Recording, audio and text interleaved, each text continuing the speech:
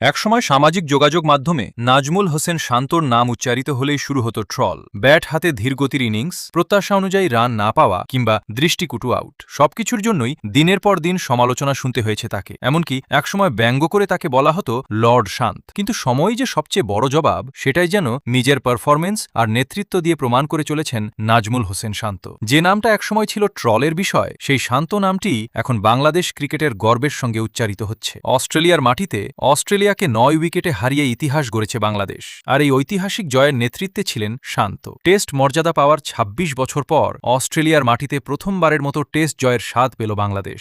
অধিনায়ক হিসেবে শান্তর অর্জনের তালিকায় যোগ হল আরও একটি ঐতিহাসিক অধ্যায়। তবে এটি শান্তর প্রথম ইতিহাস নয়। ২০২৩ সালে সিলেটে নিউজিল্যান্ডকে হারিয়ে দেশের মাটিতে কিউইদের বিপক্ষে ঐতিহাসিক টেস্ট জয়ের অধিনায়ক ছিলেন তিনি। একই বছর নিউজিল্যান্ডের মাটিতেও ইতিহাস গড়ে বাংলাদেশ। ওয়ানডেতে প্রথমবারের মতো নিউজিল্যান্ডকে তাদেরই মাটিতে হারায় টাইগাররা। এরপর একই সফরে টি-20তেও আসে জয়। অর্থাৎ নিউজিল্যান্ডের মাটিতে ওয়ানডে ও টি-20তে বাংলাদেশের প্রথম জয়ের সঙ্গেও জড়িয়ে আছে শান্তর অধিনায়কত্বের নাম। এরপর আসে পাকিস্তান অধ্যায়। ২০২৪ সালে পাকিস্তানের মাটিতে ২ ম্যাচের টেস্ট সিরিজে স্বাগতিকদের ২-০ ব্যবধানে হারিয়ে ইতিহাস গড়ে বাংলাদেশ। পাকিস্তানের বিপক্ষে বাংলাদেশের প্রথম টেস্ট সিরিজ জয়ও আসে শান্তর নেতৃত্বে। শুধু অধিনায়কত্ব নয়, ব্যাট হাতেও নিজের সামর্থ্যের প্রমাণ দিয়েছেন তিনি। ওয়ানডেতে অধিনায়ক হিসেবে বাংলাদেশের হয়ে সর্বোচ্চ ১২২ রানের ইনিংস রয়েছে শান্তর নামের পাশে। ২০২৫ সালে গোলে শ্রীলঙ্কার বিপক্ষে এক টেস্টের ২ ইনিংসেই সেঞ্চুরি করে আরও একটি অনন্য কীর্তি গড়েন তিনি। প্রথম ইনিংসে করেন ১৪৮ রান, আর দ্বিতীয় ইনিংসে অপরাজিত থাকেন ১২৫ রানে। অধিনায়ক হিসেবে টেস্টে সর্বাধিক সেঞ্চুরি রেকর্ডও এখন শান্তর দখলে। একসময় যে শান্তকে নিয়েছিল অসংখ্য ট্রল, সেই শান্তই এখন একের পর এক ইতিহাসের অংশ হচ্ছেন।